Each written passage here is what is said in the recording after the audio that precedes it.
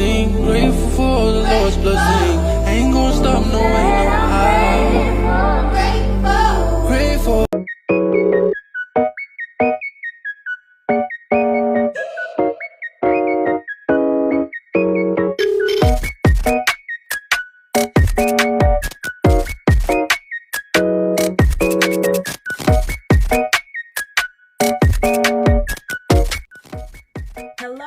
Hello, beautiful Blessed Spice family. Welcome back to Let's Talk Tuesday. We made it to another Tuesday, you guys. Thanking God for everything, every movement, every breath, every wake-up call, every situation, good, bad, the ugly. We are thanking God for all of these things and that we made it through it to another beautiful, blessed Tuesday. Guys, today I have on just my regular glasses that I'm trying to see because today we're going to be talking about peer pressure. Peer pressure. Let me tell you, it doesn't have to be peer pressure just in kids. It can be peer pressure in adults, peer pressure in adults. I've found in my life growing up, I got a lot of peer pressure as an adult, as being in my 30s and 40s and 50s, is peer pressure. So, what does peer pressure mean? I'm just going to read the meaning of peer pressure here. It's kind of like at the beginning of the video, it kind of goes quick. So, the psychological phenomenon where individuals feel compelled to change their attitudes, values, or behaviors to conform to the norms of their social group or gain acceptance from others. And that's why I always talk about, I don't like to be in cliques. I was never in cliques growing up because you always had to be and do what all the other people did. Like in a girl clique, you always had to be, there's always one person ahead of the thing, and then there's another one that's the cheerleader of the one that's ahead of the thing, of the group, and then everybody else is peer pressured to do what the group is doing. So if the leader says, let's go rob a store, everybody in that group is peer pressured. Even if you don't want to do it, you're going to go and rob that store with the other ladies or gentlemen. So how many of you guys think that peer pressure in guys, boys, or peer pressure in girls, women are different? I think so. I think peer pressure for girls are different than it is for men, because when men get into peer pressure, boys get into peer pressure, they want them to do violent crimes. Just my opinion, right? They want them to do violent crimes. But in girl peer pressure, it's like simple things like, I don't know, peer pressure to do drugs, peer pressure to have sex, peer pressure to do those kind of things. But peer pressure is peer pressure. Peer pressure is peer pressure, right? Like it says, it changes your attitudes, it changes your values, it changes your beliefs of what you believe in. You know what I'm saying? And I just hate it being in a group or a clique or things like that. That's why I was always so by myself, and I like being by myself. And when I became sober, I really found out who I was, and I really became solo, became by myself, because I understand myself better, and I like the decisions that I make as a solo person than as opposed to being with somebody that is going to egg me on to be doing things that I should not be doing, right? So indirect pressure, you alter your behavior simply by observing and mimicking your surroundings without anyone explicitly asking you to do. Dressing a certain way or following social media trends to fit in. And that was one thing too when I was in my, I think 20s, late 20s, I used to hang out with my friends and everything, and I always got peer pressured to wear certain clothes. I was always a big girl. I was always a heavy-set woman. Always. I've never been skinny a day in my life until I lost the 75 pounds when I became sober. But I've always been a big woman. And these girls would convince me to put on these outfits that didn't even look right. And I knew they didn't look right. But they were all hyping me on. Yeah, Michelle, that looks so good. You look so good. You look so great. And I'm like, oh, really? Oh, really? So then when I got this outfit on, and I knew it looked hideous, Oh my God. So when we got to the club, we were used to go to Fort Carson in Colorado Springs on base. And then the first thing somebody said in the line is, whose clothes you got on? And I was like, oh my God, they could even see that this is not me. It wasn't my style. It wasn't my gig, but they were trying to get me to dress like everybody else in the group, right? Everybody else in the group. And after that, I was like, I would never be convinced to wear something that I do not look right in. Even now, as an adult, let me tell you something. I put on stuff when people say that it looks good, I go and change, because that's when I be like, no, let me put on something else, because I don't trust people's opinion of what I have on. So my thing is now, if I am comfortable wearing what I have on, I don't care what it looks like. If it's a striped pants, polka dotted shirts, and holes in the shoes, if I feel good about it, feel comfortable in it, I'm gonna wear it. I don't care what nobody says, I'm gonna wear it. I'm not gonna take the advice from somebody and have them having me look like a fool when they're full, when I already know that I'm looking like a fool. So if I'm comfortable and I feel good in my body, in my soul, in my spirit, and I picked it out and I like it, I'm going to keep it on, because you just never know what people's motive is to, wanting you to look different than they do or better than they do. I have no idea, but that's what we call peer pressure. I call it adult pressure. You know what I'm saying? So I'm bringing up this topic because of my grandkids. My oldest two grandkids, one's 16, one's 14 now, and the way they dress is mind-boggling to me, because they like to dress in baggy clothes, hoodies. We're staying in Georgia now. It's hotter than sand up in here. Hoodies with flannel jackets on, with big sweats on, and just, oh my God, they just cover up their bodies, severely cover up their body, which is good.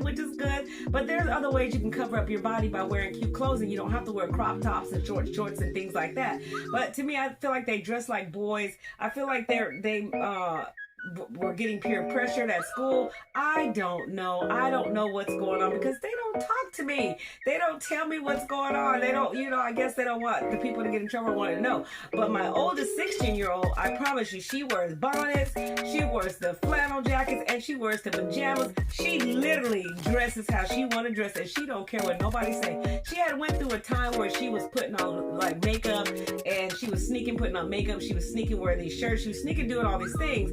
But me and my daughter kept convincing her, you don't need all that. You don't need all that makeup. I think she was doing this when she was 14 or whatever. But she was looking at social media. She was getting it convinced and peer pressured by all the social media. People wearing the makeup, people doing all these things.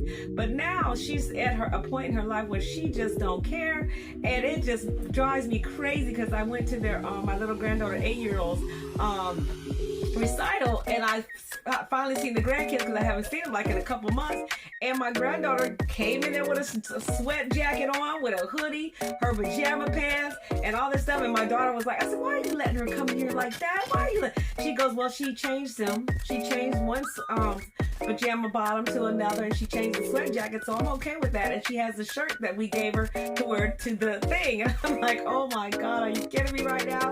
So she definitely doesn't get peer pressure. But I don't know, when she was going to school, she only went to school for 8 months, because she was been homeschooled since we moved to Georgia. Since my daughter moved to Georgia, she was homeschooled them, because she had a lot of peer pressure in school, because the little kids were selling drugs in the 6th grade. They were selling drugs, smoking weed, the little girls just doing all these things. So my daughter got them out of school, because she felt like my granddaughters were coming home depressed and sad and everything, because they, didn't understand and couldn't believe what they were seeing in the school. All of this peer pressure of kids doing things they're not supposed to be doing. But everything is a learned behavior. It's what you learn, it's what you know, it's what you see, it's what you grow up with, right? If you see this at home, you see this stuff at home, of course you're gonna mimic it, like it says in the mimicking your surroundings without anyone explicitly asking you. You know what I'm saying? They're mimicking what they see, and then they bring it to the school, or they bring it around wherever they're doing, because they think it's cool. Like when I started drinking because I wanted to see what it was like, because my mother used to have so much fun. Well, she used to act like she was having fun, drinking, laughing, giggling, and I wanted to see what it was about. I wanted to see what is this about. So I started started mimicking what my mother did, and I became an alcoholic like my mother, mimicking what she did. You know what I'm saying? Her surroundings was always people there, always people partying, always people hanging out, and that's how my life turned out. Always people at my house, always drinking, always partying, always doing something that had to do with alcohol, right? So that's that peer pressure that you get when you are around certain things and you see it constantly, consistently, and then you start doing it, right? That is crazy, and that's what you call indirect pressure. Now, that direct pressure is what someone tells you to do something, coaxes you into urging you to skip class or try specific substances, and that's what I was saying about my grandkids. My daughter had a few kids staying with her, and then she would go to the school, and there was this girls there that was smoking weed, and so they were trying to convince one of the girls that was staying with my daughter to smoke, right? And you don't know what people are putting in drugs nowadays. They could be putting fentanyl. They could be putting anything. I just met somebody, and they was just telling me that their sister passed away because somebody bought her a drink, when one of those I don't know how to say, Powerade drinks, one of those things out of the store, opened it up and put in some fentanyl in the freaking drink, and the girl drank it and died. So you got to kind of watch out what you're drinking, what you're doing, who's giving you what's happening around you. Your surroundings, you got to make sure. I tell my grandkids all the time, don't take nothing from nobody. I don't care who it is. Don't take it. If it's open, don't take it. Buy your own stuff. Get your own things. Make sure you're not, being peer pressured into doing anything. Make sure that you are not getting peer pressure. Make sure people are not bullying you into doing things that you do not want to do. And that's with adults as well. With me, I'm 57 years old, and sometimes I feel like people try to peer pressure me to do things. I'm like, no, I'm not doing that. Okay, I'll pass. I'm good on that. Like at work, listen, when I was working, they were like, you can eat that donut, but you'll just get a donut. It's not going to kill you. It's not going to kill you. That's peer pressure. That's peer pressure trying to get me to eat that donut when I just told you that I'm not going to eat that donut. And after you just now peer pressured me to eat the donut, now I'm going to eat the donut. And now I done ate 2 of the donuts. And I'm like, oh my God, these people just peer pressure me to have 3 donuts. Okay, 3 donuts later, that's peer pressure. Peer pressure. Peer pressure. I'm telling you.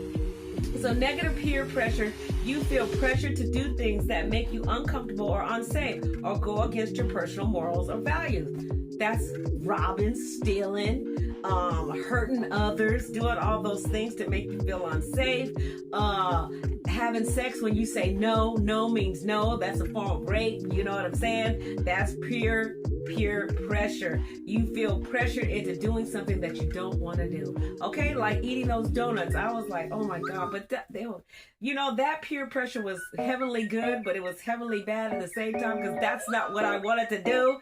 But yes, I'm telling you, you guys, don't get fooled into the okie doke. If you don't want to do something, don't do it. Don't be peer pressured by anybody or anything. If you feel it in your heart, your soul, deep in your body, that you're getting peer pressured, stop what you're doing, take a look around, and don't do it. Don't do it. I'm trying to teach my granddaughters and my grandkids this stuff. Peer pressure is heavy. It causes people to, get in depression. The younger generation, even the older generation, they get into depression, and sometimes suicide thoughts, suicide thinking, hurting yourself or others, just from being peer pressured and feeling like if you don't do it, you're going to be left out. You know what I'm saying? Okay, navigating negative peer pressure involves setting strong boundaries. That's what we have to do. We have to set strong boundaries. And let me tell you, it took me 50-something years to set boundaries and stick to them. Like when I say no now, I say no and I feel good about it, and I don't feel, like I hurt somebody. Because when you say no and you stick to it, it's good. It's a really good thing. You don't have to feel bad because you said no. You don't have to feel bad at all because you said no to somebody, right? Say no, mean no, stick to your no, and keep it moving, right? So, and it says you can do this by using assertive communications, suggesting alternative activities that you do and want to do, or walking away from the situation you don't feel right, that you don't feel is right. You walk away from it. You say no. You use that communication, no, and then keep it moving. You don't even have to explain why you don't want to do it. Just no. That's it. No. And stick to it. Be firm with it. Don't juggle with the no. Well, maybe, I don't know. No. I said no, and I mean no. Period. And you don't have to explain nothing about it. So, yes, that peer pressure, you guys. Just make sure you set some good boundaries when you meet somebody, when you be around people. Set good boundaries if you're getting ready to start a new job. Just let the people know, the other employees, how you roll, what you're going to be doing. Don't let people set you up for failure at work, because I've had a lot of people when I start a job, the new employees, not the new employees, I'm the new employee, but the people there already that's been there, oh, you're going to be, this ain't the, they want to feed you all the negative dirt about the company and this and that, but they still doing bad within the company. But they want to feed you all this negativity to have you feeling some type of way already about the company, and you haven't even worked at the company.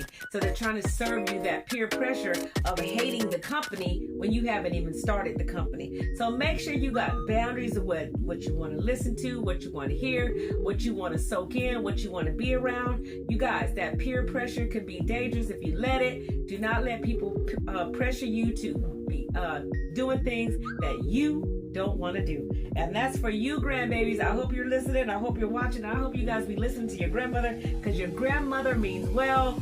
Peer pressure. Do not be accepted into the okie doke, and do not get into cliques you don't want to be into, and be your own person. Be your own self. Be who you are. Love yourself. Feel who you are.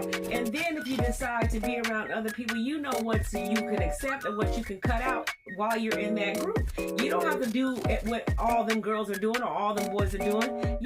Don't set yourself up for failure.